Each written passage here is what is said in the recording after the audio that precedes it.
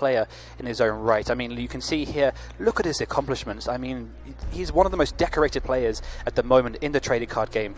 Yeah, he's one of the most decorated players in the whole of the Europe, let alone Norway, where he's clearly just been cleaning up at the last few national championships there. And, of course, Michael Long, absolutely no slouch himself, as we will no doubt be able to see when we just go over to him. He's just a massive stream of accomplishments with achievements at internationals, nationals, and at the World Championships, and in the seniors division. And you have to remember that this is Michael Long's first year in Masters, and already he's achieved so much. And look at him here in the top 4. Absolutely. Michael Long is, again, as you were saying, Nick, he is a senior who has gone into the Masters division. He did so well in the seniors division that he's actually progressed and continued doing that into the Masters division. And what I love about Michael Long in this case is he's consistently stuck with his Greninja deck. You know, a lot of people came into this tournament and were worried about that Giratina with the ability, which obviously was very easy to tech into decks as a one-off. He's completely ignored that and just said, hey, this is my favorite deck. This is the deck that I love to play. I'm going to take this to the tournament. Yeah. And sorry, beg your pardon, Nick. No, it's okay. So yeah, absolutely. When it comes to a deck like Greninja, you know, sometimes it does suffer from these consistency issues. It's one of these decks that, as we say, can lose to itself quite a lot. But when you have as much experience with the deck as someone like Michael Long does, and you just play decks over and over and over again, you can try and do these sort of small plays that can buy you those extra turns to get that setup going and to minimize the amount of times that sort of thing will happen. And Michael's obviously been able to put that to great effect here, as he's now sitting in the top 4, facing off against one of Europe's best. Absolutely. And sometimes, experience is, in this case, a much more better asset to have than consistency. Obviously, once Greninja is set up and it's in full flow, it's such a powerful deck in its own regards. I mean, when you have those giant water shurikens going off and you are doing 60 damage and then you're retreating, doing another 60 damage, and then you still have your attack for the turn, it's such a, as we were saying, a very powerful and unique deck. But as you say, there are some consistency issues. Obviously, what Michael has done here is he's perfected the deck so much so that he's minimize the consistency issues within the deck, doing so well, consistently with it and getting all the way here to the top 4 of this international event. Yeah, absolutely. And of course, as we mentioned, he will be up against Tord Reklev, one of the most decorated players in the whole of Europe, and he will be playing, as we were corrected yesterday, not Golisopod Zoroark, but Zoroark with Golisopod as this alternative attacker, mainly focusing on this Zoroark GX strategy, going to be able to, using the trade ability to draw more cards every single turn and to really put out some really mean damage with that right beating, very appropriately named attack.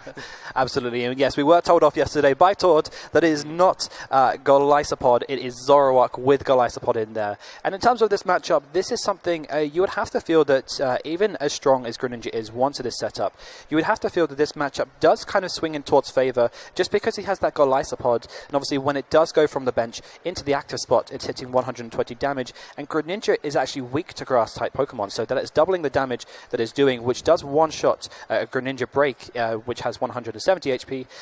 So you do have to feel one setup that this is in Tord's favour, but I'd be very interested to see how this match is going to play out. Yeah, absolutely. One of the other strengths of the Greninja deck, as well as the massive amounts of damage it could put out with the Giant Water Shurikens and Moonlight Slashes, and locking down some decks entirely with that means Shadow Stitching attack, which of course it means that your opponent can't use any Pokemon abilities for their next turn. It is the fact that this Greninja Break is 170 HP on a one-prize attacker, but with Tord's deck, because he has his Golisopod, which can one-shot the Greninja Breaks very easily for just a single energy attachment, as long as he's able to bring it from the bench to the active and trigger that extra damage of first impression, it means that he's actually going to be able to trade quite well and make sure that he's able to keep up a consistent stream of one shot, and that's going to be the way he's going to keep up when all of his attackers are worth 2 prizes when Michael's are only worth 1. Absolutely, and you do mention that Shadow Stitching attack. That is a very vital attack that he does have within his deck. There is the handshake, and we are off. He starts with the lone Froakie. I think in this matchup, he is going to be safe. Presuming, so he doesn't attach the single water energy to the Froakie, just because in case Tord does have the Tapu Lele GX with the double colors energy, that would be a knockout on the Froakie.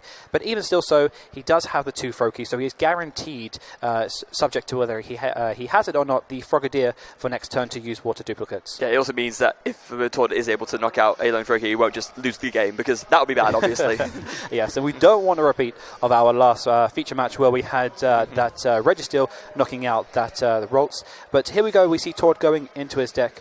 obviously the first look into the deck is your deck search, so you are given a little bit more time to work out what's prized. And as you can see, a player as experienced as Tord, I mean, you can see the concentration on his face, looking it through his deck, trying to work out, okay, what are the prizes? What do I have in there? What are the resources that I have to work with?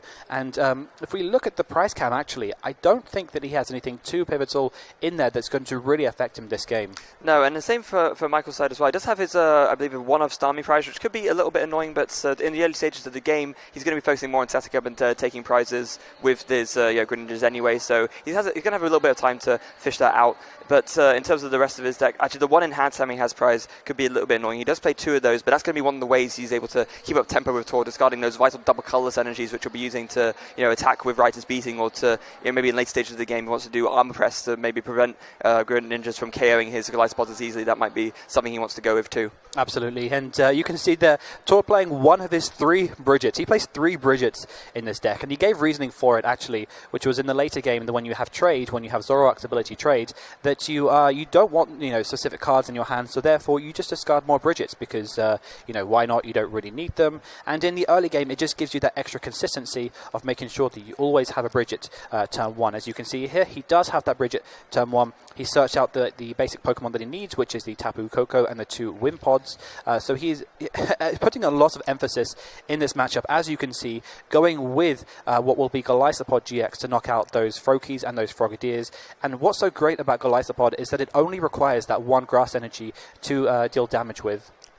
Yeah, absolutely. And as you were saying, where you're able to play a deck in a list like this where you can play 3 Bridget, most decks only opt to play 1 or 2 Bridget because they figure, we have 4 Ultra Balls and maybe 3, 2 or 4 Tapu Leles. It should be enough means to find that Bridget, or maybe even just having it in the opening hand without even needing to bench a Tapu Lele. With Tord able to play 3 of them, the likelihood of him opening with it without even needing to invest that Tapu Lele resource is so strong, and it means that he can free up his bench for other things, or maybe he can use Tapu Lele in the later game to search out a Guzma for the win, for example. Absolutely, yeah. So it's a very well thought out strategy there from Tord. Michael does have the Frogadier, so he is looking to use that water duplicate. He does have the energy because we saw that in his first hand, and it wasn't sort of manipulated by Tord, with an N or anything like that. So he is going for that water duplicates. You would have to feel, though, that if Tord has the resources, he gets the Golisopod out, he perhaps attaches a Floatstone to his active Zoroark, or which could be a Zoroark, which will have the trade ability, meaning that he can access more cards. That Frogadier isn't going to be there too long. So at this moment in time, as I say, we were looking at the prize camp. There are no Frogadiers in there, which means he will have the maximum search here. He will have 4 Frogadiers out on his bench, which gives him more option of getting into those break forms. Yeah, he did have to evolve his Froakie on the bench as well as his one in the active because he did have 2 Frogadiers in his hand. Not the end of the world. Normally you like to leave 1 Froakie there just so that you have the option to bubble if you end up feeling like that's necessary. But in this circumstance, you'd rather have the 4 Frogadiers out because you can always just get another Froakie to bubble with later. Absolutely, and one thing that is actually quite significant in this matchup, and we should point out, is that Wimpod has 70 HP. 70 HP, which means that he'll force Michael to use 2 Giant Water Shurikens to knock out one of those Wimpods. Normally, in this case, we saw yesterday Pokemon with, I think there was that Pikachu that he was playing against that had the Rainbow Energy, which obviously gave 1 damage counter, and then obviously used Giant Water to knock it out. In this case, unless one damage counter goes down on that Wimpod, he will have to, use 2 Giant Water Shurikens to knock that out. Yeah, maybe if he was playing against Golisopod or Garbodor, he would have been able to do that because, of course, that deck plays Rainbow Energy, but Tord does not. Tord is only playing 3 Grass Energy and 4 Double Colorless, so yeah, absolutely. He will either have to deal with those when they become Golisopods, or if he wants to deal with them on the bench, he will have to do 2 Water Shurikens instead.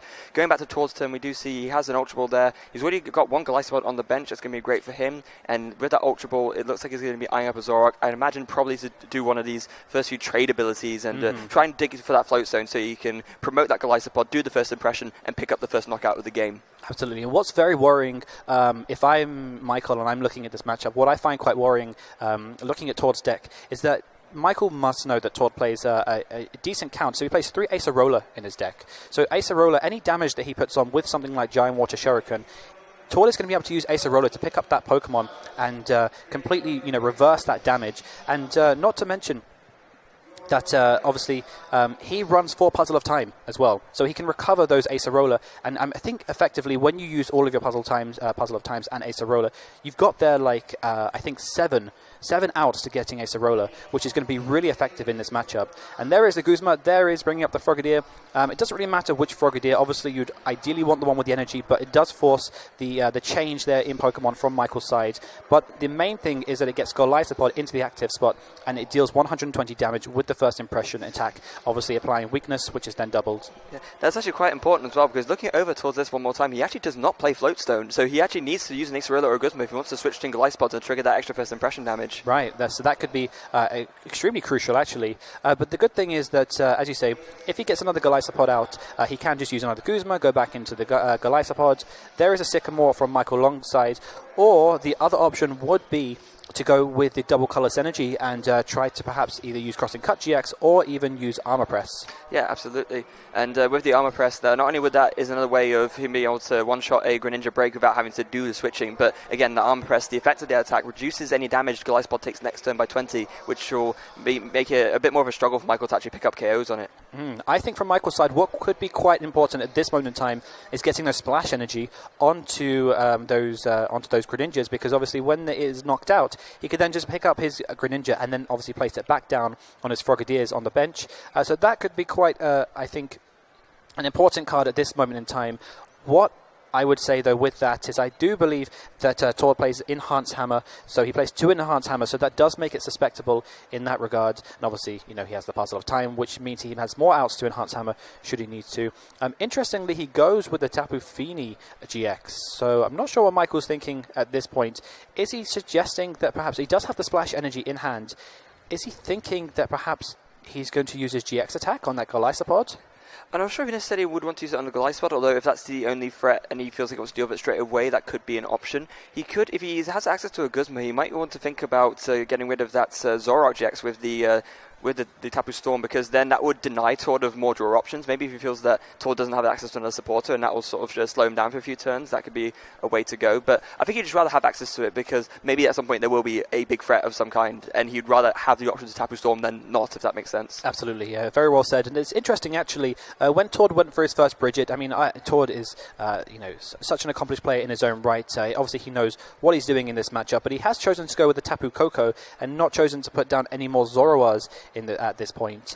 Which obviously would give him more access to things like Zoroark GX and then use trade. Perhaps he's just thinking, he doesn't want to concede too many GX prizes at this point, because obviously when they're knocked out, it does, give up. Oh, there is the GX attack. There is Tapu Storm GX, and into the deck that Golisopod goes.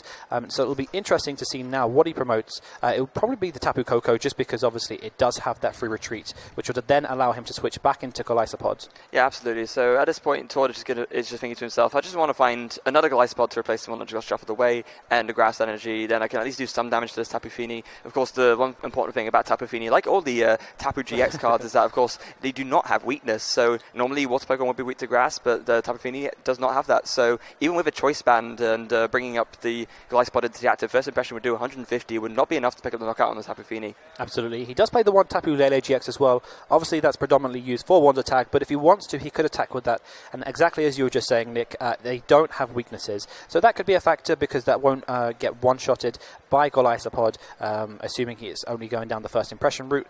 He is using trade there. He's not playing the Acerola. He doesn't have any damage counters on his Pokemon. Oh, and what does Have have? Oh, there is a Golisopod. There is the energy. It is a perfect draw for Tord, able to find the Golisopod, exactly, and he has the Guzma as well, so he can use that to bring up one of the Greninjas and knock it out with first impression. What a huge draw that was. And there goes a Greninja, which means that Michael will only have access to one Greninja break next turn. He will be able to, if he finds means to.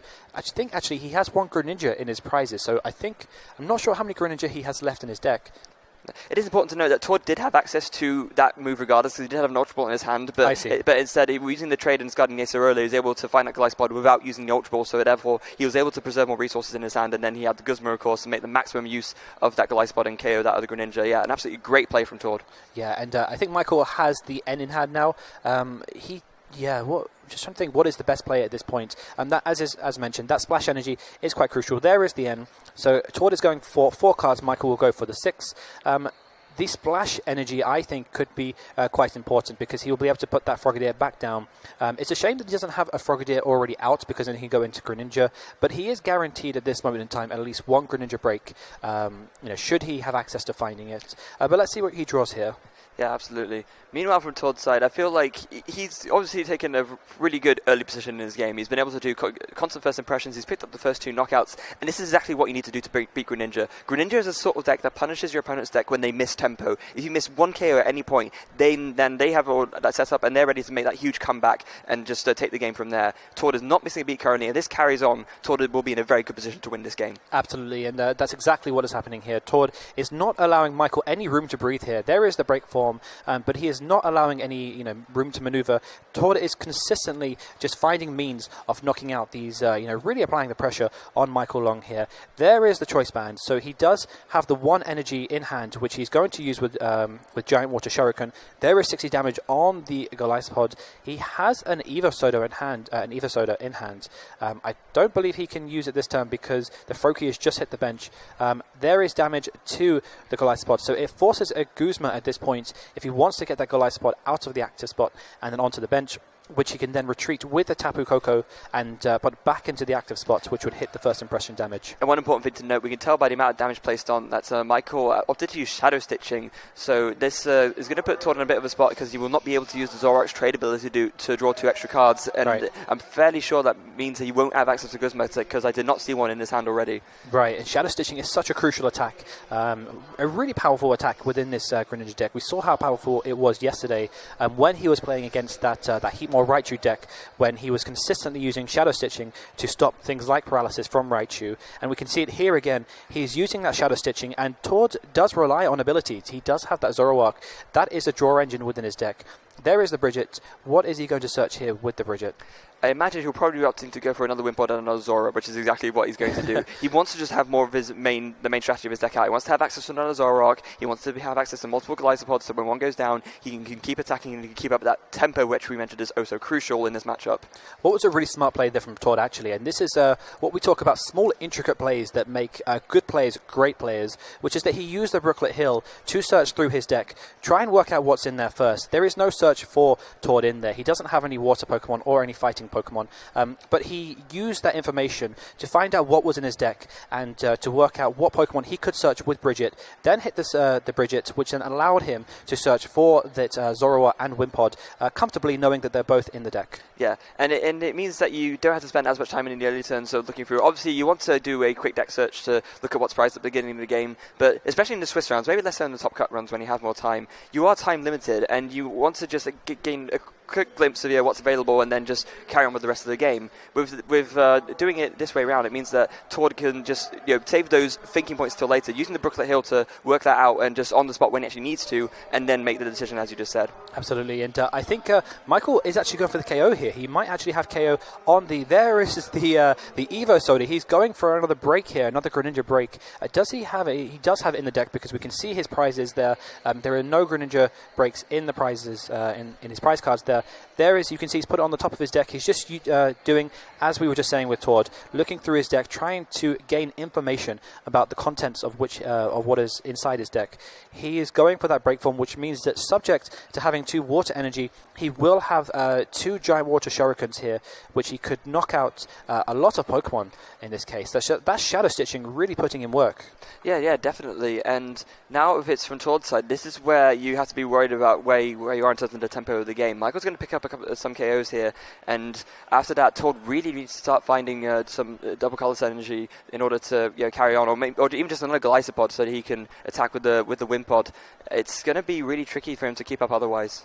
I think a good play from Michael's side, actually. If he giant water shurikens, and as I said, this is why the Wimpod having 70 HP is quite crucial, but if he targets the Wimpod on the bench, he knocks out that Wimpod, and then if he's able to get a KO on that Golisopod in the active spot just by attacking, that would be enough to prevent Todd from having a Golisopod GX the following turn, which means that he wouldn't be able to then knock out, obviously promoting the Tapu Koko and then retreating back into a Golisopod to then knock out a Greninja break in the process. Yeah, he would need to find a few more energy to do that. We need to see him benching the Tapu Lele, using the one tag ability. Will find himself the Professor Sycamore, because if he decides to go for that route, he will need to find an energy to Water Shuriken with, and then another one to attach to the bench Greninja, because if he wants to use the other Water Shuriken ability, he will of course need to retreat into that other Greninja break. So he's going to need to find quite a few energy here in order to do that, but he has got the Sycamore, so let's see what he gets. Professor Sycamore, 7 new cards for Michael Long. What does he draw from these 7 new cards? There is 1 energy. I don't believe he has enough. Yeah, he doesn't have enough to make that play, which is very unfortunate, because that would, I think, put Michael in the driving seat of this match. He's only found the 1, and that's why the Wimpod having that 70 HP is so crucial in this matchup, because now Michael is worried about, should he pass turn, is he going to have access to a Golisopod? Because all he needs is that Golisopod, because he already has the Wimpod on the bench, he already has the Grass Energy, and that Tapu Koko is going to become active. So now Michael has to worry about that. So what is he going to do here? He's using the Rescue Stretcher, probably to recycle some Pokemon, knowing that this Greninja might possibly get knocked out the following turn. And this is where that Starmie being prized becomes really annoying for him, because I imagine if it was actually available to him, he probably would have considered setting up a Staryu early on and then getting out the Starmie so he could use Space Big and have consistent access to energy. But unfortunately that's not available to him, so he's been forced to work with what he's been able to draw off these Sycamores, and right now he's clearly not being able to draw enough. Absolutely, it's a very valid point there, and he could have searched out the Staryu with Brooklet Hill. Evidently, he knows that the Starmie is in his prizes because he's done his deck check for the game.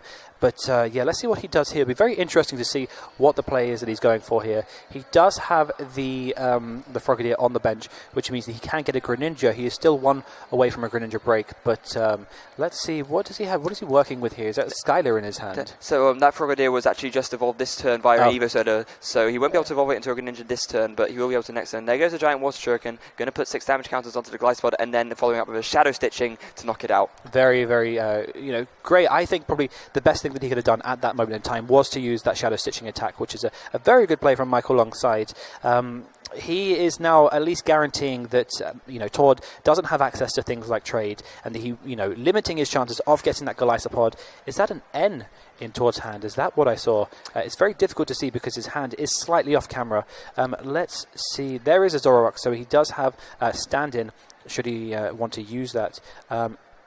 Let's see what is that he's got in his hand. He's just about to put down. There is the N. So yes, he has opted to use the N. He's going to be going for 4 cards here. He needs that Golisopod really to follow up and apply pressure to Michael. And this is where the Shadow Stitch is going to really hurt him, because one of the normal advantages of playing N in a deck like this is that even when you do N yourself down to a lower hand size, 4, 3, 2, or even 1, you have access to this trade ability of Zoroark to draw into more cards and find what you need.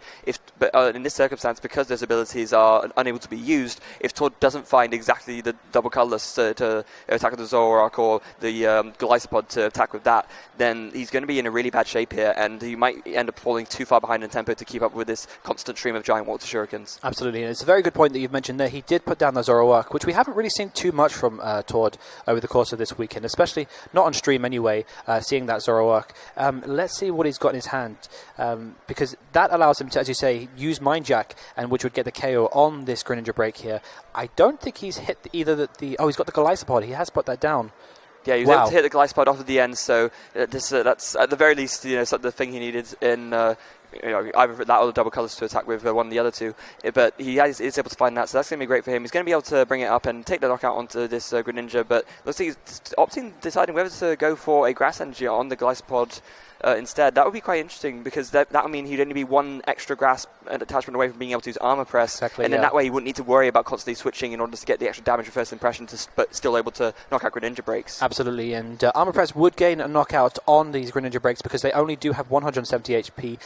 With weakness, those Armor Press will be dealing 200 damage total, which is a knockout on those Greninja breaks. But as you say, debating whether to put down that Grass Energy to have access to that Armor Press for next turn, which would force him, which would ease the pressure of him not having to find a double colorless energy for the following turn.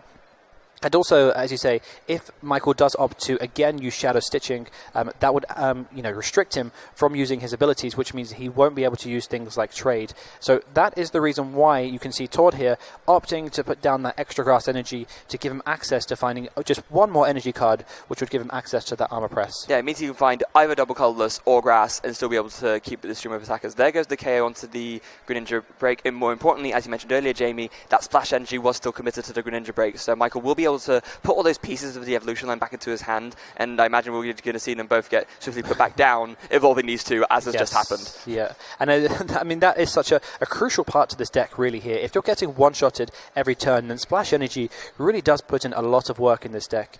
You can see Michael there, looking at his deck. He's thinking about Staryu here because obviously you do need to stream, constantly stream those Starmie, and constantly keep streaming Giant Water Shuriken here. So he is going for that Staryu, but unfortunately for Michael, his Starmie is in the prizes, and subject to, if he takes another knockout here, he might draw it out of his prizes depending on which prize he chooses to go with. So there is the Choice Band. There is the Water Energy.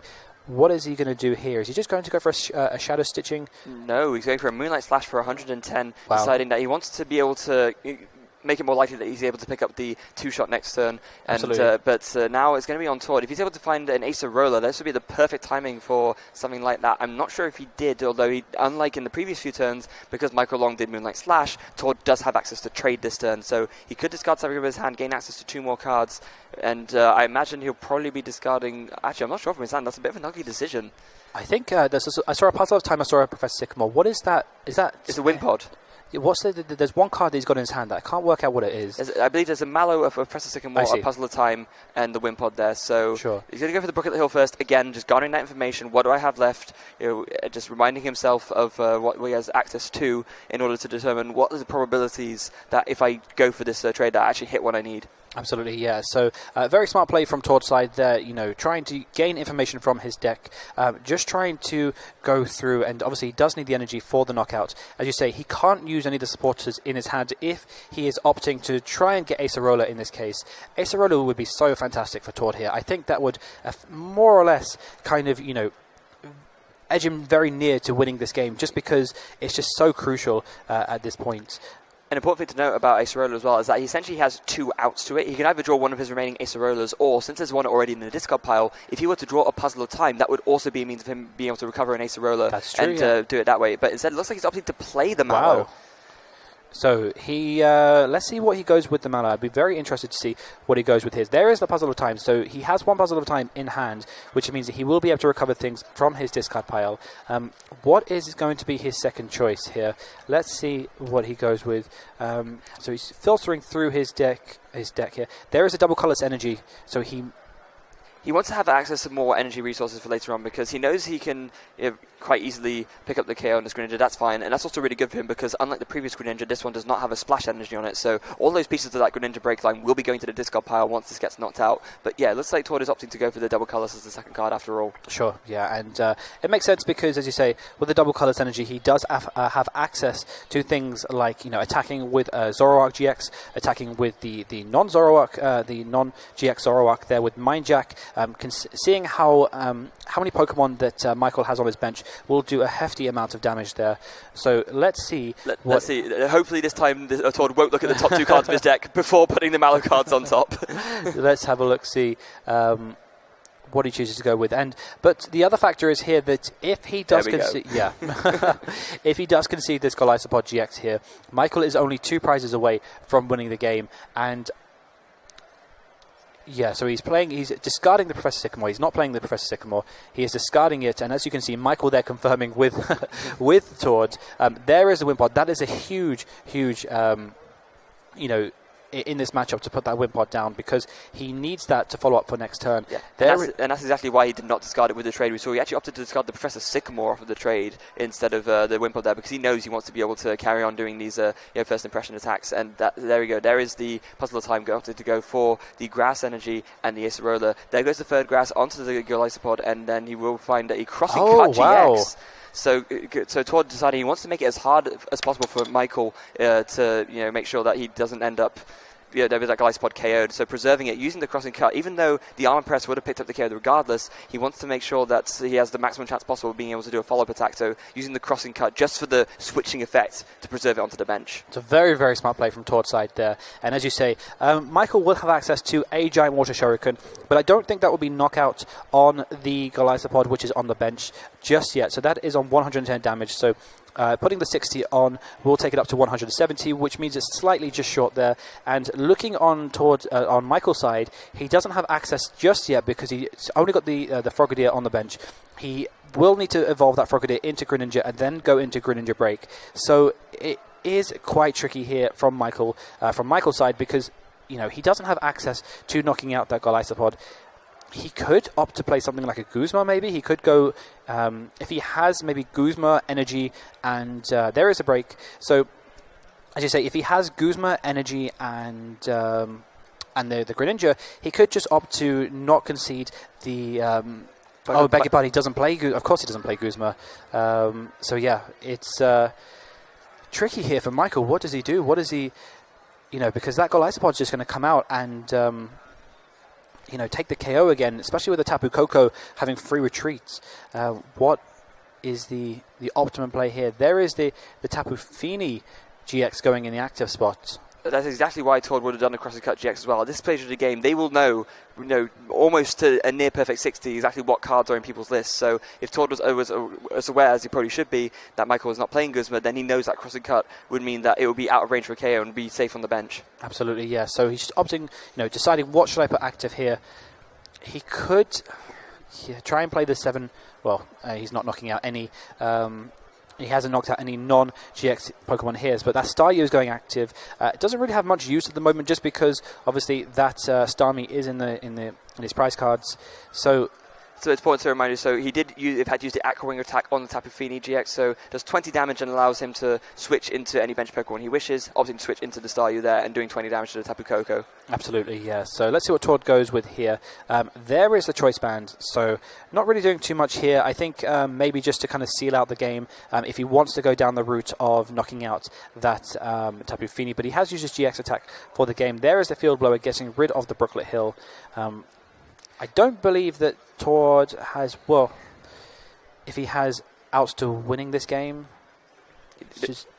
The unfortunate thing from on this turn, Tord's side is that, as you already mentioned, he's already used his GX attack to sort of preserve that Glycopod and make sure it doesn't get knocked out. So he won't be able to take a knockout on a Fini or a Tapu Lele with crossing cuts. But at this point, I almost don't think it even matters. You see that he's able to pick up another KO on the Staryu with the Zoroark, and Michael's just in bad shape here. He's got one Greninja break left to work with. There's an Evo Soda. He might be able to find himself another Greninja off of that. There indeed it goes. But I think at this point, it's just too little too late. Greninja can make incredible comebacks. We've seen them happen before. But at this point, the Glycopod is not going to go down this turn, and it's just sitting there, be too able to KO any threat that Michael can put out. Absolutely, and as you just said, he has just played that Evo Soda to evolve that Greninja, so that means he will only have access to maximum one Giant Water Shuriken here, so he won't be able to take a knockout on that Glycopod that is sitting on the bench. It could be... I mean, Tord does play a heavy count of Guzma in this deck, but could a stall tactic be, worth trying to implement here? I mean, that Zoroark has a 2 retreat cost. Unless Tord has a Float Stone or a Double Colorless Energy, he might not be able to get it out of the active spot, which would allow enough time for Michael to use his Giant Water Shurikens and potentially try and knock out the Glycopod. Well, again, Tord doesn't play Float Stone, so it would have to be a Guzma if Michael were to go for that. But again, Michael doesn't play Guzma, so that's not an option either. Yes, absolutely, yeah. So, I mean... that could be his only option here at this moment in time, is to try and hope that Tord doesn't have access to trying to get the Zoroark out of the active spot, in which case, so he's just going to retreat. He's going for the Aqua Ring again, so he'll do 20 damage. Is he opting to switch, though? That's the question. Oh, no, he's actually leaving. It said opting to leave active instead. Oh, okay. So... it looks like there goes the trade from Tord's side. Discarding the Bridger, going to draw 2 cards. Looks like he finds himself an Enhanced Hammer. He could use that to discard Splash Energy off of the Tapu Fini, which he does indeed do, but he wasn't able to find the switching out just yet. He wasn't able to find a Double Colorless or a Guzma. So there goes a Field Blower onto the Brooklet Hill. and after that, he looks like he might just be forced to... I'm not sure if there's a support return. There is an Acerola, and that's exactly why Michael opted actually to pass and not do the damage with Aqua Ring, because that would have made Acerola another out. Right. So instead, he will just use Acerola to pick up the Glycopod, just cementing his position even further, and just making sure that even if Michael was able to do a couple of giant water shurikens, that Glycopod will not be KO'd. So at this point, yeah, Tortoise is in a commanding lead here, and Michael just opts to concede. Right, yeah, and as you say, very, very intricate plays here that are making the difference here at the top tables, in the top 4 here at the London Excel Arena for the International Championships of Europe. As we were just talking about there, Nick, you touched on a very, very interesting and valid point there. He chose not to put damage onto that Zoroark because then Acerola would then be a target for him to pick up that Pokemon. But, there's still plenty of time here for Michael to try and get back into this game. It is going to be very tough, not just because of the deck that that he's up against, but also the player that he's up against. Tord has been in this situation so many times before, and he's come out on top on so many different occasions. So it is going to be very difficult for Michael, but we'll be very interested to see how this final match plays out. I think if you compare, we'd have to run some sort of statistic checks on this, but I believe that actually out of all of the players in the Masters Division, Tord has had the most high finishes out of any Masters Division player across the international championships that have happened. Of course, we saw he got the top 4 at the European International Championships last year, and able to win the North American International Championships. Mm-hmm. Right. So, I mean, when it comes to high stakes, Tord is certainly no stranger to these to these big events and getting so far into the tournament. And as you can see, taking game 1, this is just nothing new for Tord, is it? I mean, he just comes to these big scale tournaments, does so well, and this is exactly what he's doing here. He could, obviously, progress. If he wins this game now, he'll progress to the final, which will be the top 2 of this European International Championships. But yeah, I mean, there's still plenty of time to go. Michael could still, claw this one back. We'll have to wait and see how this plays out. Yeah, so from Michael's side there, Tord was able to stabilize too much. He was able to get out too many Glycopods. His attacking stream was too quick, and then at a later point, Michael realized that he shouldn't attack with anything. The things that he could attack with were too weak, and they would be able to be KO'd too easily by Tord. And so he's just stuck doing Aqua Rings and really suboptimal plays just to keep himself in the game. And so that's the point where Michael realized it just wasn't worth carrying on to game 2 instead. But it looks like Tord has a less than optimal start, and he's actually has to start with the Mewtwo from Evolutions. Not ideal for him at all. No, and one thing that we should point out actually, which I think is very important, is that despite the fact that Michael lost the first game, obviously he will be going first, so he can evolve his Pokemon quicker and use those water duplicates. I don't think from watching Michael play that he's really put a foot wrong in this match. He's made every optimal play that he can possibly do. He has, weighed out every situation and made the best possible plays that he can. And so, credit to Michael for doing so well to get to here, and evidently you can see why he's so good at this game. There is the Froakie, so he's starting Froakie active, which is probably your ideal starter in this case. There goes the prizes.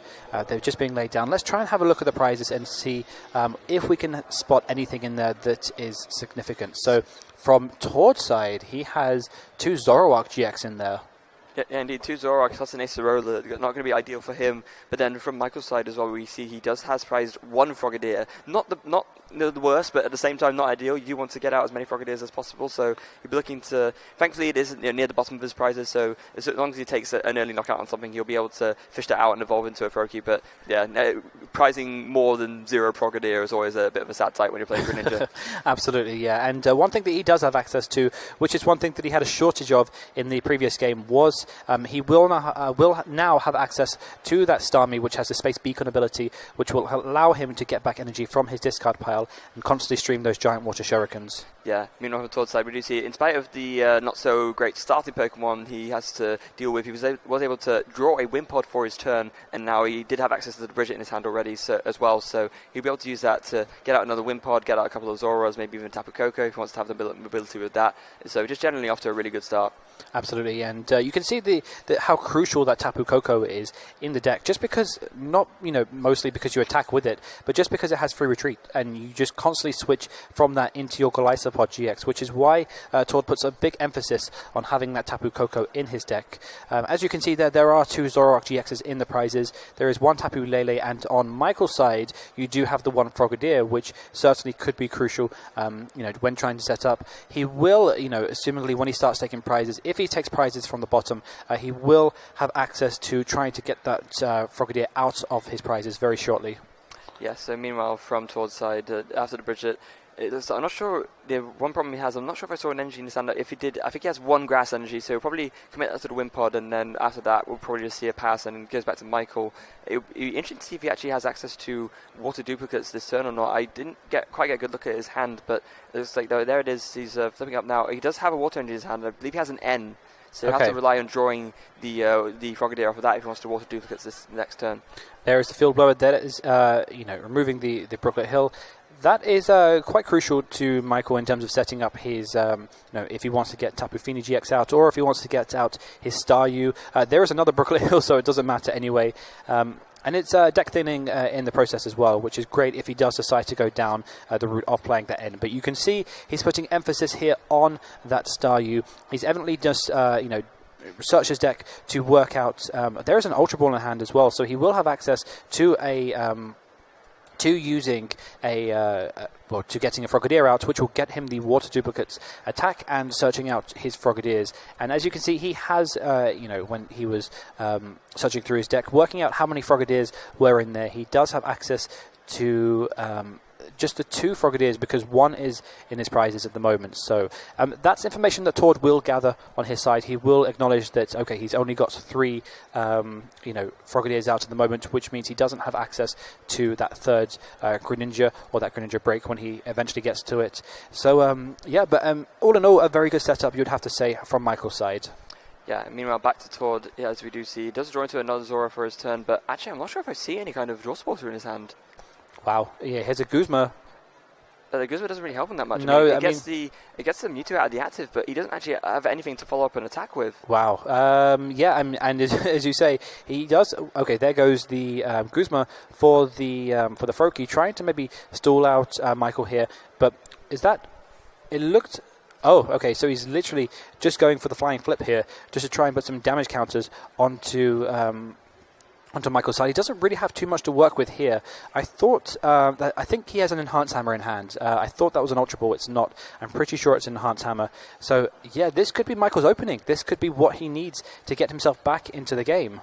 Yeah, it absolutely could. I mean, Flying Flip and everything as well doesn't really make a huge difference with what Michael has out now. If Michael had put out a Tapu Fini, then it would have made a bit of a difference, because that would have brought the Tapu Fini down to 150 HP, which at that point, a first impression with a Choice Band would knock it out. But when Todd sets up his Golisopod, he's knocking out things in one shot anyway. So Flying Flip, I'm not sure if it actually come to help him that much, unless he's forced to attack with Zoroark. I think let's just look at Michael's hand here. Did he just get that Tapu Lele G? Is that what he just drew, Tapu Lele GX? Because last turn, Michael opted to discard with the Ultra Ball, I think, the Professor Sycamore. Now he's thinking to himself, he's looked at Todd and saying to himself, okay, there is another Professor Sycamore. So that was a very, very good top deck there from Michael, getting that Tapu Lele GX, because he does not want to end Todd at this point. He does not want to give him access to potentially drawing into something that is going to help him. So very, very fortunate there for Michael. But so he does hit the Sycamore, draws 7 cards. There's the Evo Soda, so he will have access to getting out a Greninja this turn. Does he have... There is the Evo Soda, so he will be going for a Greninja. He doesn't have any Frogadiers as a target here, because the last Frogadier is in his prize cards. There, I mean, how does he get that Froakie, that Froakie out of the active spot this turn to attack with his Greninja? I don't believe he can. He can just attach Water Energy and retreat? Yes, that's something he can do. He can, but he won't be able to attack with the Greninja. He will. There's the one Greninja already has Water Energy. Oh, I beg your pardon. I missed that. So yes, he does have the one energy on the Greninja, which means that he will be able to follow that up with an attack. If he doesn't get the knockout on this Tapu Koko, that Tapu Koko could, with Flying Flip, KO that Staryu. So I'm surprised that Michael hasn't made more of an emphasis to potentially try and preserve that Staryu and evolve it into a Starmie. But let's see if he has the... I don't believe he does have the knockout here on that Tapu Koko. I mean, if you wanted to not evolve the Staryu but have a chance of preserving it so that it can evolve to Starmie, one option you could have done is to bubble instead of retreating, but it looks like that's not what he's opted to go for instead. Obviously for the Shadow Stitching to try and reduce the number of outs that Tord has to draw out of this, so now Zoroark will not help him if he is able to draw that. He can evolve the Zoroark, sure, but he won't be able to use a trade ability to draw 2 more cards. Absolutely, and here you can see the power of that Greninja deck using Shadow Stitching, which is kind of a resemblance in some ways to what Hex Maniac used to do before it got rotated. It is preventing Tord from not using abilities, so in this case he won't be able to use Zoroarks, which he does heavily rely on to draw out of things, out of these kind of situations that he's in. So in this circumstance, it's not going to matter too much though, because I mean, look at Tord's hand; he has got nothing to work with. There goes the Flying Flame. He is able to pick up a KO on the Staryu, going to rack up some more damage on the rest of Tord's field. And again, that 20 damage on the Tapu Lele GX is actually quite relevant because that will now be in range for a first impression with a Choice Band 150 for a knockout. But yeah, it's a really unfortunate situation for Tord. I'm not sure what he's able to pull out of his prizes just there, but I don't believe it was a draw supporter. Absolutely, and there goes the Greninja break. Michael has actually just got that Super Rod, so if he wants to use Super Rod at this moment in time, put that Staryu back in the deck, and then use Brooklet Hill, that could certainly be a play that Michael might be thinking about here. He does have the option of using Giant Water Shuriken here, which he is just contemplating. That Giant Water Shuriken won't be a knockout on that Tapu Koko, but one thing he could potentially do is use that Giant Water Shuriken on Tapu Koko, which he's going to do, and then follow up again with another Shadow Stitching, which would continue to lock Tord out of using abilities and using things like Zoroark GX for its trade ability. Yeah, I imagine that's what Michael will probably be going for, unless it looks like he's debating attaching the Splash Energy. It would mean that he has one more energy than he actually needs in order to attack with Greninja, but I think he's worried about Tord just pulling out a Zoroark double colorless and taking a knockout on the Greninja, and he doesn't want to lose that whole line he's built up. So even though he has more than one energy attached, it's still worth it enough for him because it means that he will preserve that evolution line. Absolutely, and you can see Michael does actually, unlike Tord, have a supporter card in his hand, but he is not going to play that supporter card because Michael's actually just taken the Frogadier, which means he will have access to evolving that Froakie the following turn, but he is opting not to play that supporter card in his hand because he realizes how much of a situation that Tord is currently in, and he's not drawing anything he has the Puzzle of Time in hand. He could opt to use just a single Puzzle of Time here, rearrange the top 3 cards of his deck, and potentially find a supporter card next turn, which is what I think he's going to do here. There is a Puzzle of Time. What top 3 cards does he have? Okay. Not good for Tord. So Tord is sitting on, for the next, you would have to say, 3 or 4 turns of not really drawing too much here. Well, no, he's going to try and fix that now. He has to use that Brooklet Hill, of course, using that after the Puzzle of Time, just to give his deck another shuffle. Maybe then his first draw for turn will be a bit better than those 3 cards. Absolutely, and as we're saying, intricate plays. These are, the plays that make, good players, great players. So very well spotted there, Nick. Yes, he is using Brooklet Hill here to try and shuffle his deck in hope that he can potentially try and draw a supporter card or something that's going to help him for the following turn. Yeah. Meanwhile, from for this turn, his draw for turn was actually a double colorless, so he's probably going to want to hold on to that for now. And obviously, nothing really worthwhile that he can commit it to at this stage in the game. And he's probably just going to be content with benching his Aura, but then I imagine he will just pass. Yeah. So I think that's pretty much all he can do at this moment in time. He can't. Well, he has a Guzma in hand. He could potentially attack with Mewtwo, but again, that's not really doing too much at this moment in time. Let's see. There is the Frogadier that Michael drew out of his prizes. Let's see, what does he have in his hand here? What did he top deck? A little bit difficult to see, just because his hand is just slightly off camera. What is he looking for here? He's using Brooklet Hill here. He must be thinking about going down the route of getting that Staryu back out. Or is he choosing not to get Staryu out at this point? I don't believe he was able to recover it into the deck yet. Of course, yes. Yeah, he hasn't used Super Rod yet to put the Staryu back in, which I'm surprised he doesn't make. I mean, obviously he knows a lot better than I do as to what he's doing in this matchup. But I'm surprised he hasn't made more of an emphasis on getting that out, especially towards the later game. There's a draw for Tord there. It looks to be another Zoro. I'm not going to bail him out of this one. Again, might just have to be a pass. That double colorless, as he's sitting on that, not really providing him any sort of help at all, and Tord is just really not seeing good draws here at all. No, absolutely not. So, yeah, I mean, there's nothing you can do from Todd's side at this point. There's very, very little that he has to work with. But if you're Michael, you do have to start sweeping up this game soon, because there will be a time when Tord does hit something like a Sycamore, does hit something like an Ultra Ball with a Tapu Lele. So you do have to start, really maximizing this opportunity to try and, win this game. So there is the Shadow Stitching. There goes a Zoroark into the discard pile. So he won't have access to using abilities again. So if he does top deck a Zoroark here, that won't be useful at this moment in time. There is another Guzma he's just drawn there. Again, not going to help him too much here at this moment in time. The problem, when you say if he drew a Zoroark it wouldn't be useful, it would be in the sense of at least he'd be able to attack with something. He could just evolve it, attach double color to do Riot's beating, and maybe pose a threat to this Greninja. As it stands, there goes the Guzma, which he did draw off the top of his deck. Going to bring up the Tapu Lele again, trying to buy himself some more time, just anything he can do to try and make it more likely that he's able to draw his way out of this. Next card was going to be an N, which would have got him out of this situation. You can see there Tord just looking at his deck, trying to work. You can see Tord's expression on his face, like, why did I do that? But yeah, he would have had access to the N, which is just typical, I suppose. It's always the next card. But I mean, all the same though. I mean, Michael's actually not drawing too hot himself right now. He's not got an amazing hand to work with. He does have one supporter in his hand. But I don't believe it's one that enables him to draw more cards, or if that, then it might just be it looks like he's drawn another N. I think the supporter card he had in his hand was the N, which he's opting not to play just because he doesn't want to give Tord more access to drawing cards and to eventually set up things like Golisopod. And that's really the biggest threat to this deck at this moment in time. He does have the energy in hand, which will give him the retreat on that Tapu Lele GX. No, it's not going to be good enough because, of course, this is a splash energy which can only be attached to water Pokemon. Oh, okay. Of which Tapu Lele is not. Oh, I beg your pardon. I thought I saw a water energy in his hand. I could be wrong there. Let's have a look. Oh, it is just the splash energy. There is the field blower to stop Tord looking through his deck. Yeah. And just to clarify there, what happened? Michael used the Super Rod and then used the Brooklet Hill to put the Star U. He shuffled back in straight onto his bench. Oh, he's playing the N.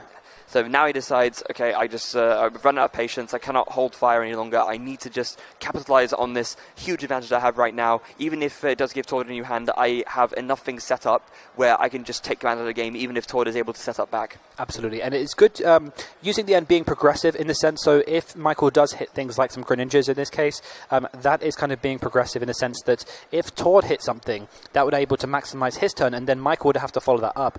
But in this case, Michael is using this kind of, putting the step forward, if you like, in this matchup. There's only 4 cards, no energy at this point.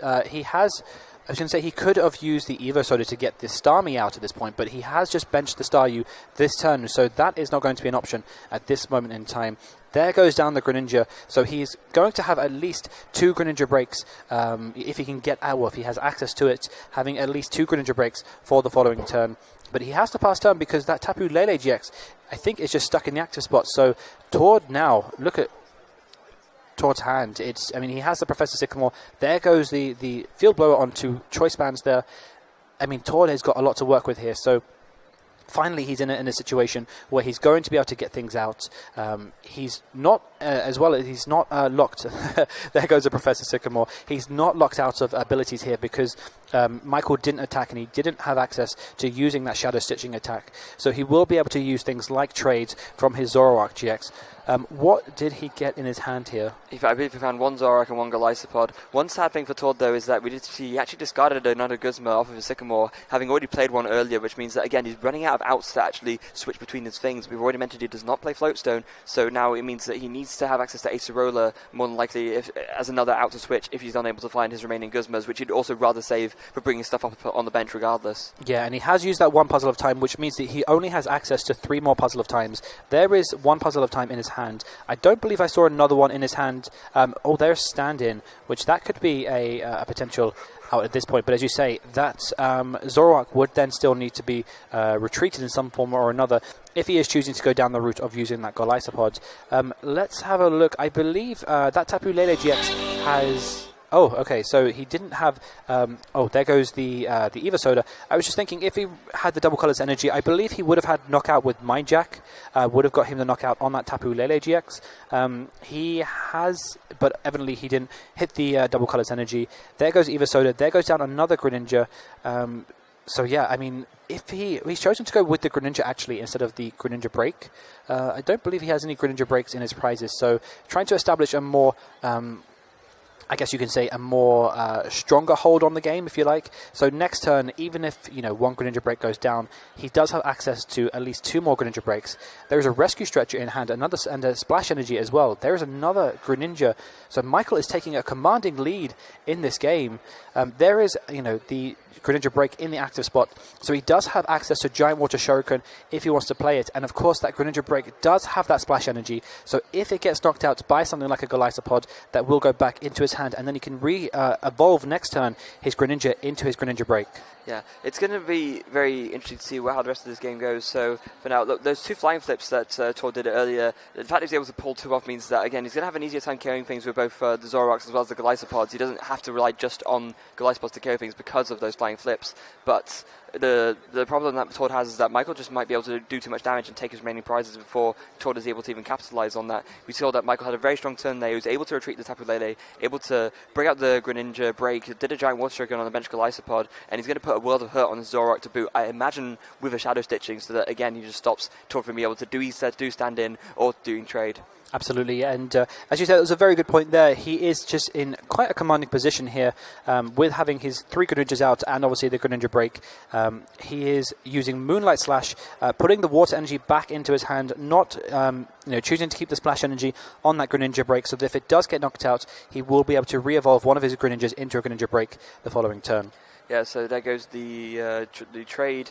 Enhanced Hammer, wow, that is a big play. A huge Enhanced Hammer is able to discard the Splash Energy off of the Greninja Break, and just checking to make sure there's no remaining energies on the Greninja Breaks, so that he is able to make this KO meaningful. He does have the double colours in his hand, so he could just opt to attach that, discard to retreat, bring up the Golisopod, and pick up the KO on this Greninja. But instead he's opted to Acerola. Really good timing there, able to pick up that Zoroark break, the Zoroark GX. Zoroark break is a real card, just not being used in this deck, and he will be able to use that to heal off that Zoroark. And actually going to opt to attach double colors to the non-GX Zoroark, and he now will be able to pick up the KO with Mind Jack, a 1 prize attacker knockout trading with a 1 prize attacker knockout, which is going to make it a lot better for him. Absolutely, and as you can see here, going with Mind Jack, taking the knockout on that Greninja Break, he is not putting that Greninja Break back into his hand because there was no Splash Energy on that Greninja Break.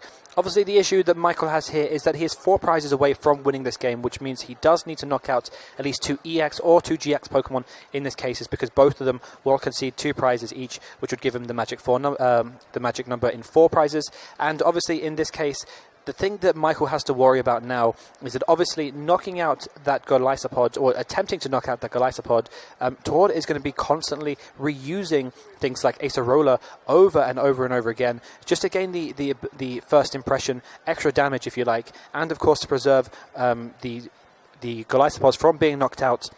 Not only that, but we've already mentioned that Michael Long does not play Guzma, so he can't, say for example, do a Giant Water Shuriken and then follow up with a Moonlight Slash to get a Golisopod. He could do maybe 2 Giant Water Shurikens to the Golisopod on the bench, but then we know that Tord has actually just picked up an Acerola off of his prizes, so unless Michael is able to end that away, Tord, if Michael were to go for the play and do 2 Giant Water Shurikens onto the Golisopod, would be able to undo all of that and really make Michael have a sad time. Right, and I mean,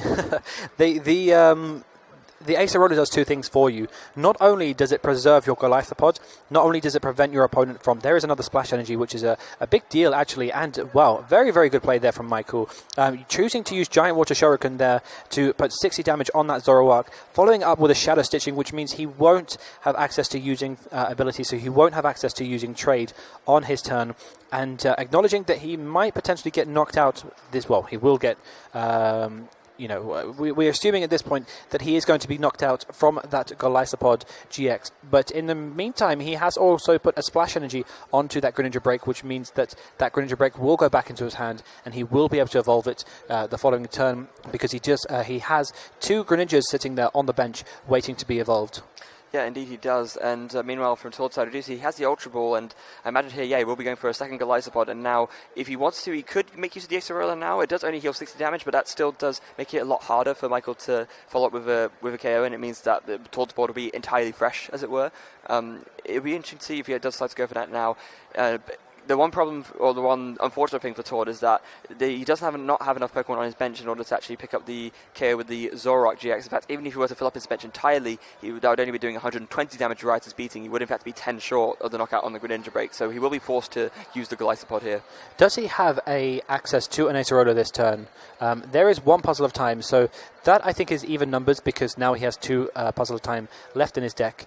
He hasn't, by the looks of it, hit that Acerola, which means that Golisopod is going to be sitting there with 60 damage. Oh, I beg your pardon, he does have Acerola in his hand. Wow. He picked up from his prize card, remember? Of course he did, sorry. Yes, he did, yeah. So there is the Acerola, putting Golisopod into the active spot there, taking the knockout on this Greninja. The good news for Michael is that he will put that Greninja break back into, the whole line of that Greninja, back into his hand because of that Splash Energy, which is pretty crucial at this moment in time. So there goes the Frogadier, and the Greninja break goes straight onto the active Greninja there. Ultra Ball, looking through his deck, going for a Starmie, which is really big at this moment in time because he needs to get those energy onto the onto that Greninja, the Greninja break. So is he playing? Yes, he is playing in. So I'm just trying to think, in terms of a knockout here, what would he need? He would need 2 Giant Water Shurikens, I think. He would need a Choice Band, and Moonlight Slash would get him the knockout. Yes, that is exactly what he needs. All of that in combination in order to pick up the KO. It is a lot to ask for, and he needs all of those together as well. 2 Giant Water Shurikens plus a Moonlight Slash for 80 will not be enough. That will be 10 short, so he needs everything. He needs to...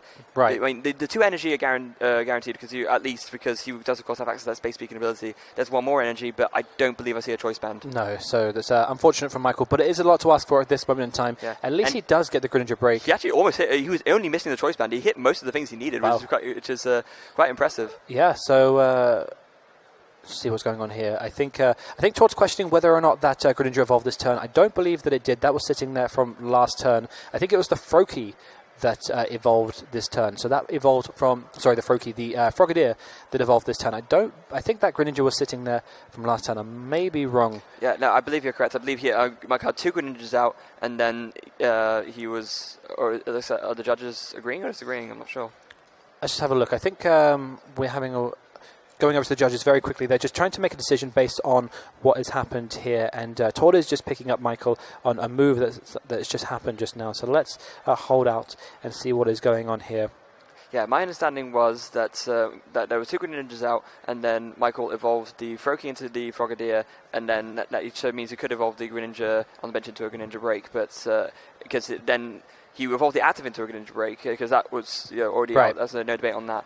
Absolutely. No, I'm pretty sure that's correct. So Michael, I'm pretty sure at this moment in time yes, that is correct, yes. He did have the Greninja out from last turn. It was indeed the Froakie that evolved into a Frogadier this turn, which he got back through having his Greninja break knocked out with a Splash Energy. There is Space Beacon, so he's discarding 1 card from his hand using Space Beacon. There is 60 damage on that Wimpod. So yeah, I mean, it's so frustrating. It must be so frustrating from Michael knowing that Wimpod has 70 HP. There is another Giant Water Shuriken, a very, very smart play there from Michael's side, because that eliminates the threat of having a second Golisopod at this moment in time. The only issue that he has is that he has to... get rid of the active Golisopod. But the good news for Michael is that now Tord won't be able to get off a first impression for the following turn, which forces him to have a double Colorless Energy to either use Crossing Cut GX or, of course, to use Armor Press again. Yeah, he will need to find that double Colorless now in order to do a follow-up attack which can actually knock out the Greninja break, and that's going to be very vital for him to find. Now, it looks like Michael's sort of agonizing here over whether it's worth doing more damage to Moonlight Slash or doing that Shadow Stitching again just to deny the high likelihood of Tord being able to draw into exactly double Colorless with the trade ability. And this might end up being a crucial game-ending or game-winning decision for him. Right, and I'm looking at the clock at this point. If Michael takes this game, this could go down to the wire. So very, very exciting stuff here, especially if you are a neutral and you are watching it from an observation perspective. There is Shadow Stitching. He is limiting the option because obviously he does have that trade. There's a double Colorless Energy in hand. He does have it. He has a double Colorless Energy in hand, so he does have knockouts on that Greninja break, which is huge in this matchup. The question is whether he opts to, at this moment in time, Is he looking for another Tapu Koko? Maybe that might be benching the Tapu Koko and then using crossing cut GX to go to try and set him up with another Wimpod on the bench. That would be a very, very effective play at this point from Tords. Let's see what he goes with. He only plays one Tapu Koko, and I don't believe he's ever recovered any over the course of the game, Right, so okay. I don't think that's an option for him, sadly. But it looks like he's eyeing up, it looks to be a Mr. Mime, a Wimpod, and a Tapu Lele, just basically trying to fin as many not useful cards from his deck as possible. Absolutely, yeah. So let's see at this moment in time, he's going to go with, he has to attach a double colours energy at this point to the Golisopod. It would be interesting to see. I believe that he should go with the Crossing Cut GX. It'll be interesting to see what he chooses to go with. There is, benching more Pokemon at this moment in time. Yeah, so benching more Pokemon. Mr. Mime I don't think really has much of an effect in this game. It doesn't have much, usage, but what it does do is it powers up the bench should he decide to attack with with Zoroark GX, which would give him an extra 20. So that's a smart play on Tord's side. He's opted to go with Armor Press, though, interestingly. Yeah, he did. I think he's thinking if he's able to find his last Guzma, he can just do Crossing Cut for 150 and knock out the Tapu Lele and win the match. Right. So he needs to keep that option open to him, and not only that, but if he does Armor Press, the damage he takes is reduced by 20, and so that makes it harder for Michael to pick up the KO as well. Right. There is... Oh, wow. Okay, so now he is forced to finding a... that was a Skylar there from Michael's side. He used Skylar to find the Enhanced Hammer. Use the Enhanced Hammer to get rid of that double colours energy, which forces Tord, at this moment in time, he needs to find a double colours energy, and he needs to find a Guzma at this point. But what would he go... the issue he has with Guzma is that he has to retreat his own active Pokemon as well, which means that he would have to then try and find access to getting that Golisopod back into the active spot again to use that Crossing Cut GX. Yeah, he would. So there is one Giant Water Shuriken going to do 60 to the Golisopod, and it looks like it's going to be followed with another Shadow Stitching. So does Tord find a double colourless for the win? The double colourless Guzma, and the means to switch. Let's have a look. So he does have the Tapu Lele GX, which he can't bench because his bench is full. He has the N in hand. N could be a powerful play at this point just because knowing that Michael would only be down to 2 cards, he doesn't have anything like Octillery or like Oranguru to draw out of being in a dead sort of N situation. And they're just correcting there. Of course, Shadow Stitching should have only done 20 damage because of the Armor Press that is taking the extra damage off there. And yeah, this is going to be another vital decision for Tord this time. Going to take a quick look through just to make sure, absolutely sure he knows everything that Michael's been through. And I'm not sure if he's able to do anything else. He might just indeed have to end. And there it is. If Tord can get a knockout on this Greninja break somehow during this turn, that could be very detrimental to Michael in terms of not having a follow-up Greninja break for the following turn. I think, as you say, he is just that double colours energy away from knocking out the Greninja break if he uses Armor Press. It's double colourless or bust for Tord. Does he find it after these 2 cards? What does he get? No, I don't believe it's 2 Ultra Ball in his hand.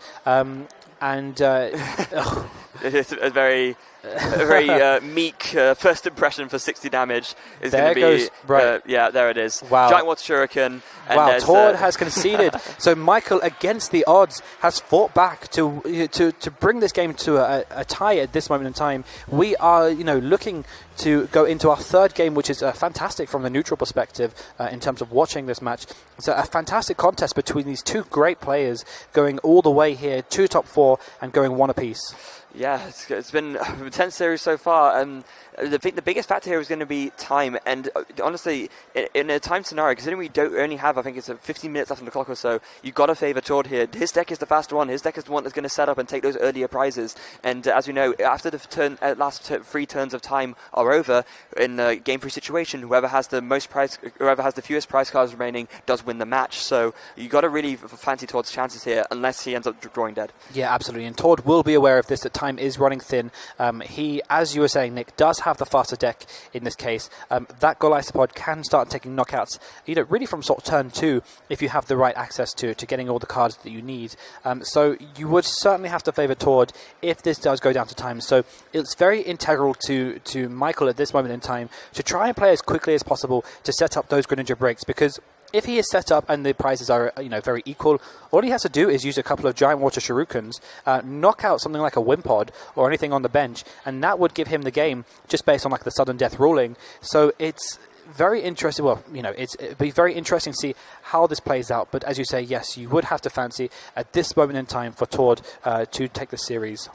Yes, indeed you would. And we see there Michael just waiting for Tord to finish his shuffle as then both players can get ready to set up and draw for game 3. It's interesting that Michael's had quite ideal starts in the past few games as well. He has been able to start with the Froki and be able to get out a decent amount of Frogadiers with his water duplicates. So it'll be interesting to see if he can repeat that, because again, as you just said, Jamie, it'll be vital for him to set up as well and as quickly as possible if he wants to turn this game back into his favour, considering that his back is against the wall in terms of time. Absolutely, yeah. And if he's not fully set up by the time that we go into when time is called. Okay, so Tord does have access to Professor Sycamore in hand, so he's not, he's okay.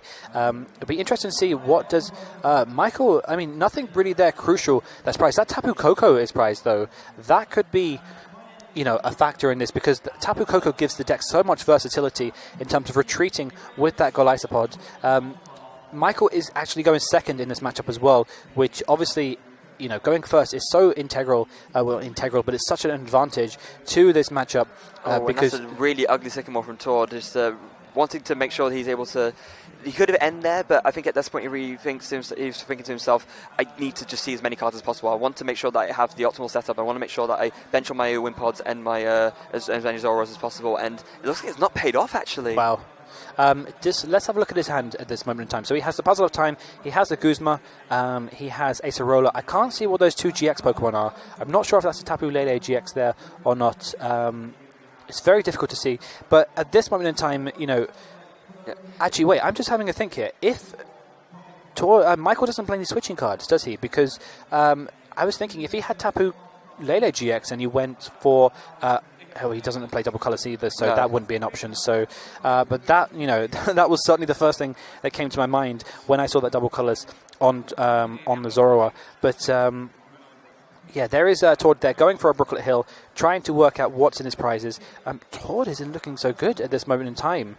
I mean, what must he, Well, I mean, he has a Tapu Lele in his hand already, so he can just use that to go for the Bridget and set up the rest of his bench. He's not going to get benched out this game. That's not a concern. Sure. But yeah, not less than ideal start. It's kind of nice for him because Greninja is one of the decks where you can actually get away with not getting an ideal turn one, and especially considering it looks like Michael had opted not to attach an energy. I'm not sure if he actually had access to them, or maybe he might just wanted to hold onto his hand because he's got the water energy and Frogadier ready to water duplicates next turn. But yeah, I imagine Tord here just going to have a quick look with Brooklet Hill to make sure that he knows what's what, and then I imagine again we'll see Tapu Lele for Bridget, and we'll see Tord start to set up his bench. But the issue if he uses Tapu Lele for Bridget there, the issue that he has is that he doesn't really have too much to draw into for next turn. I mean, there's no kind of drawing support within his hand there that I can see that is going to allow him to draw more cards, unless of course he uses something like the Puzzle of Time that's in his hand, which would get him access and manipulate the top 3 cards of his deck. But I think at this point he doesn't really need it, because he actually has a Grass Energy and a Golisopod already ready in hand to go, and he's got the double colours on the Zoroark. That Zoroark is not going to be threatened to be KO'd by Michael. We saw that Michael's just going to want to water duplicates next turn, so actually Tord is pretty safe to do Bridget here, because all he wants to do is just keep up that stream of attackers, and with the hand he's got, that's exactly what he's able to do. Right, and he does have a Guzma in hand as well, which is going to give him access to switching. And he obviously has the Acerola as well in hand, which, should any damage be put onto his Pokemon, he can use Acerola to try and switch out things. Michael, at this moment in time, he will have to get his Frogadiers out and then use Water Duplicates and then get Greninja out and then go into Greninja Break, which is going to take at least a few turns in itself to do so. So it's very, as I say, this is why time is such a big factor in this, because if Michael had a little longer, then that might be possible. But at this moment in time, we're only looking at around 7.5 minutes. There is Puzzle of Time, trying to see what is in his... Oh, there's another... I think it was a Golisopod, a Grass Energy, and another Puzzle of Time. That's not really going to help him at this moment in time. I mean, it is still kind of nice because it means that he can... Yeah, he looks decided to leave the order sort of as is, but it means he has more Grass Energy and more Golisopods ready to sort of do follow-up attacks with. So that's... Although, obviously, it's not great that it doesn't have access to a draw spotter anytime soon, still not really the end of the world. And looks like, after Tord going to attach to the Grass Energy to the Wind Pod, and then is going to just do a Ram for 20 damage with the Zora. Why not, right? There goes... Oh, that was a double Ultra Ball for... I can only assume, does he have a Super Rod in his hand or anything like that he's thinking of putting them back into the deck? I'm not sure if he does straight away, but he doesn't need it straight away. He can just sort of see that later, and because at this point he just wants to play as fast as he can. He plays the Ultra Ball for the Frogadier, Frogadier and does a Brooklet Hill for the Staryu, and then uses the Water Duplicate's attack to get his other 3 Frogadiers out. Absolutely. So he's got the ideal setup here, and you can see how crucial this is to time is crucial at this moment in time. Michael is going all out here. I mean, that literally, his turn took, what, like, A few seconds. Yeah, like 10, 15 seconds at maximum at that. Just quickly got what he needed, put it out, go as quickly as possible. He needs to get those Greninjas out as soon as possible. He needs to get those Greninja breaks. Once he has those Greninja breaks out, he can just take some cheap knockouts here and there, and that in time, in sudden death, would actually win him the game. Yeah, so with that, it looks like Todd is opting to, or deciding whether he wants to use his Guzma or not. He could use it to bring up the Staryu and just sort of deny that energy recovery early on, but instead, no, just opting to use it to bring up another Frogadier just to preserve that Zora with the double colours later on and not wanting to discard that energy. Sure, yeah. So there is the Frogadier in the active spot. Golisopod is now active as well, so that means that he will have the knockout on that with the first impression attack. Next turn, there is a Greninja going down there. He can't obviously go into... there is... Ultra Ball, he's going for Tapu Lele. He is wanting, at this point, you would have to assume Professor Sycamore. That would be his out here to try and draw more cards. There you go, there's the Professor Sycamore. He does need to use something like a Super Rod or a Rescue Stretcher to get those Greninja breaks back into the deck, because, he needs those to effectively win the game. Yeah, he does. And... But again, he's afforded a few extra turns to do that. He can't afford to Greninja break this turn, so he can afford to spend the next turn or two digging for extra cards, playing that Super Rod, and then getting the Greninja breaks out, because you do set up slowly in this manual way. So that's not a problem for him, really. What is a problem is that timer is looking very, very low. Sure, absolutely, yeah, it's looking very, very low. And let's have a look to see. I think the judge has called up on something here at this moment in time. Something has come up. I think the judges are intervening here. I'm not too sure what the problem is. So it looks like Michael removed the damage counter on one of his Frogadiers, and so Todd was issued was awarded a prize for that. Wow. Okay. Yeah. Which damage counter did he move? Yeah, I'm not sure exactly, but it's been fixed now, so right. So it's been resolved. That's not a problem. Okay, so that we have just got confirmation. There was 20 damage damage off one of the Frogadiers, and as a result of that, Todd has taken an extra prize there because of that, which actually could be quite crucial at this moment in time, because now Michael does need a GX knockout to at least tie the game. So there is a splash energy. So if there is a knockout the following turn, he will have access to getting that Greninja back into his hand. So Michael is playing with his back against the wall here. Those Greninja breaks are in the discard pile. He does need a Super Rod or Rescue Stretcher or something like that to get them back into the deck. Yeah, neither of them are prized. We have a look at his prizes there. We can see it's a couple of Field Blows and Enhanced Hammer and a few other things, but no Super Rod or Rescue Stretcher, so that is absolutely fine. He will have access to them as long as he keeps drawing cards and as long as they're not at the bottom of the deck. But absolutely. So... And of course, we must remember he plays Skylar as well, so if he finds that at any point, that would be an instant way for him to search for those. Absolutely, yeah. But he wants to be, maintaining the stream of, consistently attacking. Let's have a look. Does he have the Ace? He does have Ace Roller in hand. There goes the Golisopod, picking up the damage that Michael has just put down. Even though he is under ability lock at this moment in time because he used Shadow Stitching, that isn't really too much of an issue just because he has the Golisopod. He's able to recover that. There goes the Wimpod back down on the bench, and he's just going to go for another first impression. Yeah, and again, you have to favour Todd here. Look at the state of the game. There's less than 3 minutes left on the clock, and he's already taken 3 prize cards. Even Greninja can make comebacks, and who knows? Had this game gone on to beyond time, maybe Michael could have even won. But at this state, that Michael's going to have such a struggle of a time to try and just get even remotely even, especially considering he's about to lose his only Greninja. He's going to get those pieces back into his hand, but because there are no other Frogadiers evolved into Greninjas right now, even if he was able to find the Super Rod to shuffle the Greninja breaks back in, he won't be able to actually evolve any of them up. Absolutely, and you have to think that if this, as you were saying, Nick, if this game progresses longer if we had more time in this game, Michael might actually be able to source some kind of comeback here. Looking at Todd's hand, he doesn't have anything like a Professor Sycamore or anything like that to draw him out of this situation. So, you have to think that if maybe time progressed a little bit longer, perhaps Michael could have staged some kind of comeback. But just because of how little amount of time we have, we're less than 2 minutes on the clock here before time will be called. And you have to just think to yourself that at this moment in time that it does look more or less done, especially with that prize penalty. That is... effectively, I think, made the difference here, because now, after this knockout, Michael will have to take not only a GX knockout, but he'll also have to knock out another Pokemon in the process. And again, that would be just to tie, not to win. Exactly, yes. So at this moment in time, and he doesn't even have any breaks out at the moment, because most of those breaks are actually in the discard pile. There is Brooklet Hill for the Tapu Fini GX. There's N as well. So it's just really, really difficult at this moment in time to see how Michael can kind of come back, even if he does go for the Tapu Storm GX, for the GX attack that he has within the deck. That would not be taking prizes. That would only be preserving, potentially his Pokemon from being knocked out.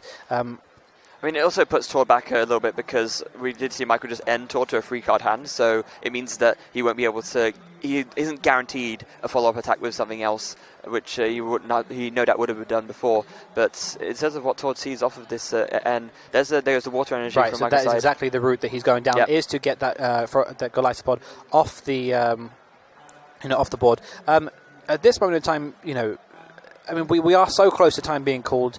It does look. He still needs. It's very. He must be at this moment in time eyeing up that Tapu Lele GX. To get two hits on that Tapu Lele GX with Giant Water Shurikens, that would be 120 damage plus a knockout in the active.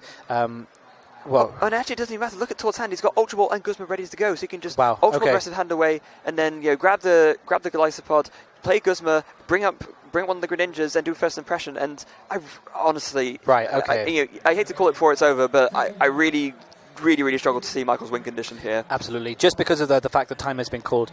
You've actually, you said it exactly as it is, Nick. Once he gets that Golisopod out, all he has to do is use Golisopod, Guzma, take a knockout on the bench, and I think at this moment in time, the game is just too far long gone for Michael, unfortunately, because time has been called. So that is, how we think the game will play out. Let's see it out see what happens, but it does look very, set in stone at this moment in time. Yeah, so there you go, Todd. One at a time, just using Brooklet Hill, making sure that he knows where he has access to, and then it'll be interesting to see if he does trade first, actually, because he might want to not discard some of the things he has with Ultra Ball right now. And it actually looks like he might be thinking about going for benching Tapu Lele, maybe not. No, he will do the trade straight away, discarding the puzzle of time. Sure, and we have got confirmation that Tord will be turn 0 in this, in the final turns. So when turn is called, when time is finally up, as you can see, the clock has run down to 0. We go into what's called turn. So Tord will have the turn 0. He'll finish his turn.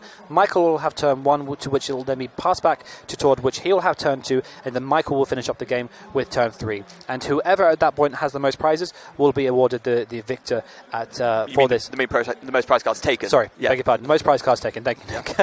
So yes, and that will be which is why we're saying at this moment in time that because Tord will have taken what looks to be 4 prize cards at this moment in time, it's very difficult to see Michael knocking out 2 GX Pokemon in 2 turns, which would effectively tie him up the series. Yeah, it's interesting. We see he actually opted to use the Tapu Lele's one attack to grab an Acerola, maybe just getting it ready for next turn. We do know he has the Guzma in hand, and that Zoroark is not damaged, so he can't use the Acerola to pick up that Zoroark. And yeah, indeed, there goes the Guzma in his hand instead. They're going to use it to check what Greninja has what energy. There's no splash energy in there, so he's safe. He can bring up that Greninja, take the knockout on that Greninja, and as you say, he does have that one card in his hand, which which Michael knows is the Acerola. So he knows that if he has, if he does any damage to that Golisopod, that he will indeed just use Acerola and pick that Golisopod back up. And as if to add insult to injury, Todd actually picked up the double colourless from his prizes as well, so he could just do a crossing cut next turn, in theory, to